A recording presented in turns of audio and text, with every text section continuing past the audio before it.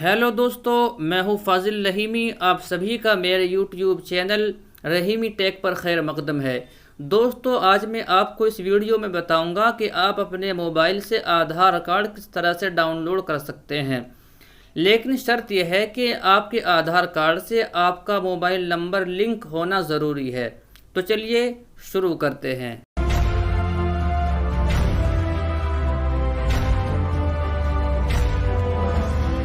दोस्तों, इसके लिए आपको एक वेबसाइट पर जाना होगा जिसका लिंक मैं आपको वीडियो की डिस्क्रिप्शन में भी दे दूंगा। सबसे पहले एक ब्राउज़र ओपन करें। ओपन करने के बाद यहाँ टाइप करें eAadhar.uidai.gov.in। इसको सर्च करें। सर्च करने के बाद हमारे सामने इस तरह का पेज खुलकर आ जाएगा।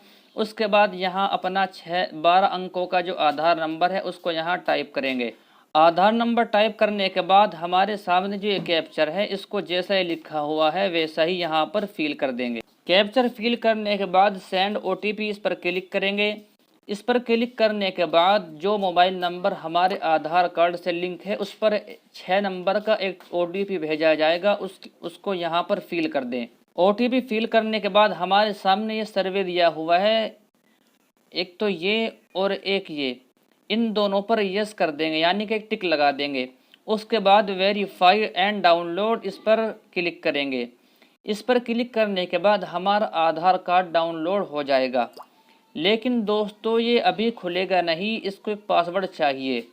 पासवर्ड आपको क्या देना है, आपका जो नाम है उसके शुरू के 4 हर्फ देने हैं और आपका जो पैदाइश सन है वो देना है। मिसाल के तौर पर मेरा नाम मोहम्मद फाजिल है, तो मैं शुरू के अपने 4 हर्फ इसमें टाइप करूंगा और जो मेरा पैदाइशी सन है आधार कार्ड पर लिखा हुआ है वो मैं इसमें टाइप करूंगा।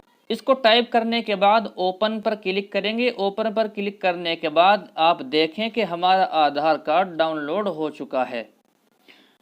दोस्तों, आज के लिए बस इतना ही काफ़ी। आप भी ट्राई करें और अगर आपको मेरी वीडियो पसंद आई हो तो लाइक करें, शेयर करें और चैनल को ज़रूर सब्सक्राइब करें। शुक्रिया।